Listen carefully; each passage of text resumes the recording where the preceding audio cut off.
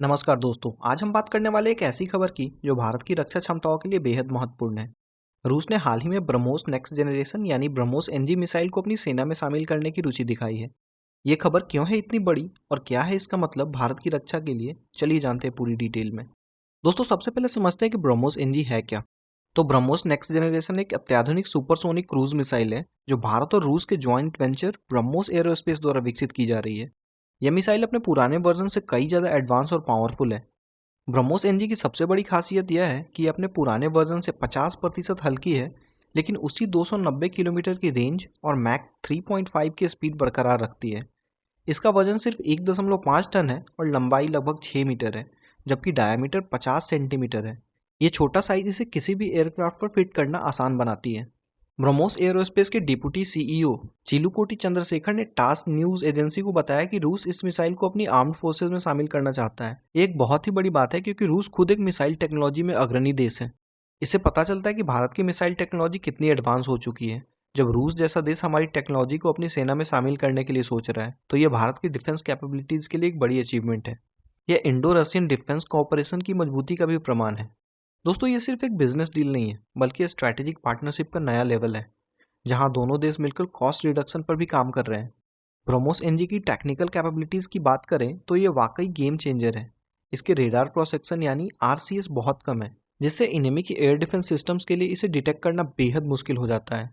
इस मिसाइल को अलग अलग प्लेटफॉर्म पर डिप्लॉय किया जा सकता है, चाहे एयर लॉन्च्ड हो, सबमरीन लॉन्च्ड हो या फिर लैंड बेस्ड हो। यह वर्सेटिलिटी इसे बेहद खतरनाक हथियार बनाती है। भारतीय वायुसेना इसे सुखोई 30 MKI के साथ साथ मिग 29 और LCA तेजस जैसे लाइटर एयरक्राफ्ट पर भी फिट कर सकेंगी। सबसे दिलचस्प बात यह है कि कोई भी एयर डिफेंस सिस्टम इस मिसाइल को इंटरसेप्ट नहीं कर सकता दोस्तों। इसकी सुपरसोनिक स्पीड और एडवांस गाइडेंस सिस्टम इसे वर्चुअली अनस्टॉपेबल बनाती है।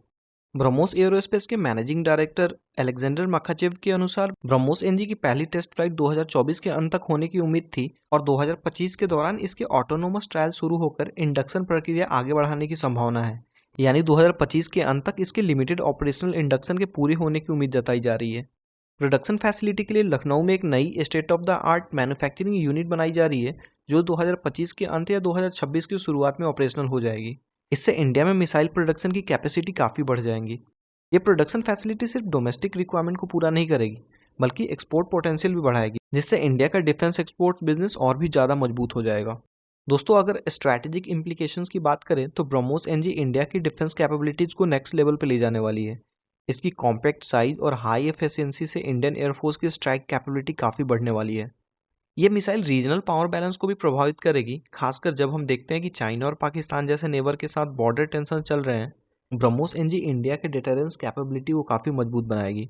रसिया की इस खास टेक्नोलॉजी में इंटरेस्ट ये भी दिखाता है कि ग्लोबल डिफेंस मार्केट में इंडियन प्रोडक्ट्स की क्रेडिबिलिटी काफ़ी बढ़ रही है। ये मेक इन इंडिया इनिशिएटिव की भी एक बहुत बड़ी सफलता है। दोस्तों, भविष्य की बात करें तो ब्रह्मोस फैमिली में ब्रह्मोस 2 का डेवलपमेंट भी चल रहा है जो हाइपरसोनिक मिसाइल होगी और मैक 6 या उससे भी तेज स्पीड अचीव करेगी। ये रसिया के ज़िरकॉन मिसाइल की तर्ज पर डेवलप की जा रही है। दोस्तों, इंडिया और रसिया के बीच 2021 से लेकर 2031 तक का डिफेंस कोऑपरेशन एग्रीमेंट भी साइंड है, जिसके तहत और भी एडवांस वेपन सिस्टम का ज्वाइंट डेवलपमेंट होगा। ये लॉन्ग टर्म स्ट्रैटेजिक पार्टनरशिप दोनों देशों की डिफेंस कैपेबिलिटीज़ को नई हाइट्स पर ले जाएंगी। तो दोस्तों, ये थी ब्रह्मोस एनजी और रसिया की इसमें दिलचस्पी की पूरी कहानी। ये सिर्फ एक मिसाइल का डेवलपमेंट नहीं है बल्कि इंडिया की बढ़ती डिफेंस कैपेबिलिटीज़ और ग्लोबल रिकग्निशन का प्रमाण है। अगर आपको ये वीडियो इन्फॉर्मेटिव लगा हो तो लाइक बटन दबाना ना भूलें और डिफेंस और जियो पॉलिटिक्स से रिलेटेड और भी अपडेट्स के लिए हमारे चैनल को सब्सक्राइब करें। कमेंट सेक्शन में बताइए कि आप ब्रह्मोस एनजी के बारे में और क्या सोचते हैं। मिलते हैं अगली वीडियो में, तब तक के लिए जय हिंद।